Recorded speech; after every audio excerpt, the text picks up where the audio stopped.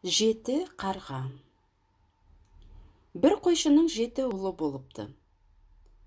Әйелі екеуі бір қыздары болуын қатты армандапты.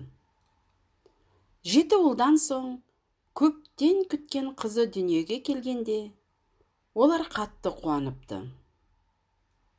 Шақалақ өте кішкентай әрі әлжуаз болыпты. Кірпігін әрең қимылдатып жатады. Әкесі рәсім бойынша қызды шоқындыру үшін ұлдарының бірін су әкелуге құдыққа жұмсайды. Өзге алтауы да әлгі ұлдың соңынан ере жүгіріпті. Ағайындылар суды бірінші болып тартып шығаруға ұмтылады. Олар бірін-бірі кимелеп таласып жүріп, қауғаны құдықтың ішіне түсіріп алады. Қаншама әуреленгенімен қауғаны ала алмапты. Бірақ ешқайсысы да үйге сусыз барғысы келмейді. Ұлдарын күте-күте шыдамы таусылған әкесі: «Сірә, мына әңгүдік балалар берген тапсырманы ұмытып, тағы да ойнап кетті-ау» деп үйде ашуға булығады. Ақыры шыдамы әбден таусылып ашуланған әкесі: «Ендеше келмесеңдер, бәрін қарға болып кетіңдер» деп айғай салып қарғайды. Әкесі соңғы сөзін айтып бола бергенде, кенет төбесінде ұшқан құстар қанатының сусылы естіледі. Жоғары қараса, төбесінде жеті бірдей қара қарғаның айнала ұшып жүргенін көреді. Әкесі мен шешесі осылайша әп-сәтте жеті бірдей ұлын құсқа айналдырып, жоғалтқандарына қатты өкініп, жылап еңірегенімен қолдарына не келсін. Ақыры қолдарындағы сүйікті кішкентай қыздарын жұбаныш етеді. Жалғыз қыз күн өткен сайын құлпырып, жылдар өткенде сұлу бойжеткенге айналады. Әке-шешесі оған жеті ағасы болғанын көпке дейін айтпапты. Бір күні ол көршілерінің әңгімесін кездейсоқ естіп қалады. Олар қыздың сұлулығын тамсана әңгімелеседі. Жеті ағасының басына түскен бақытсыздықты айтып, оған қызды кінәлапты.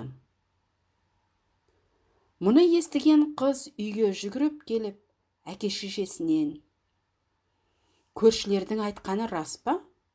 Өтірік пе?» деп сұрайды. Ата-анасы қызына жағдайдың бәрін айтуға мәжбүр болады. Бойжеткен ағаларын қатты аяйды. Ағалары күні-түні ойынан шықпапты.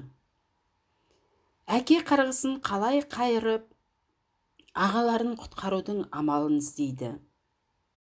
Ақыры бір күні ол әке-шешесіне білдіртпей үйден кетіп қалады. Не де болса ағаларын іздеп тауып, оларға тиген қарғыстың күшін қайтармақ болады. Әке-шешесін еске түсірер белгі ретінде кішкентай Сақина қарны ашқанда жемек болып нан, демалған кезде қажет болар деп орынды ала шыққан екен. Қыз ұзақ жүреді. Жүре-жүре, ақыры жердің ең шетіне жетіпті. Ол мұнда күнді көреді. Күннен ағаларының тағдыры туралы сұрамақшы болыпты. Бірақ күн таяй бергенде өте ыстық әрі қорқынышты болып көрінеді.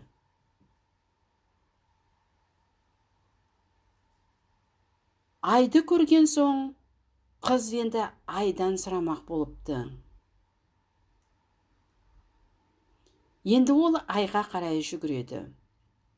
Бірақ оның да жүзі сұп-сұр, түнеріңкі әрі ызалы екен. Қыз айдан ұзай береді. Сөйтіп ол жымыңдаған мейірімді жұлдыздарға жетіпті. Олардың ішіндегі ең ересегі әрі сұлуы шолпан жұлдыз қызды асықпай тыңдаған соң, оған бір әдемі кілт береді. Сөйтеді де былай дейді: осы кілтке ие бол. Бұл кілт болмаса, ағаларың ұзақ жылдар қамалып жатқан әйнек таудың құлпы ашылмайды. Қыз жұлдыздарға рахметін айтып, кілтті қол орамалына түйіп алады. Ары қарай әйнек тауды іздеуге аттанады. Қыз шолпан жұлдыз айтқан ғажайып тауға жеткенше көп күндер мен түндер жүреді. Ақыры кілтті алмақ болып, орамалдың бүктеуін ашса, ішінде ештеңе жоқ. Кілтті түсіріп алған екен. Ол мейірімді жұлдыздардың сыйлығын жоғалтып алғанына қатты өкінеді. Енді не істеу керек? Қыз өкініштен еңіреп, көзінің жасын көлдетіп жылай береді. Қыздың көзінен аққан ыстық жас әйнек тауға тиген кезде таудың қақпасы ашылып кеткен екен. Қыз қақпадан өтіп, таудың ішіне кіреді. Сол кезде алдынан бір ергежейлі шығады. «Я, бойжеткен, мұнда не іздеп жүрсің?» деп сұрайды ергежейлі. «Жеті ағамды, яғни жеті қарғаны іздеп жүрмін». «Қарғалар үйде жоқ», депті сонда ергежейлі. «Егер олар келгенше күтемін десең, келсе, осында қала тұр».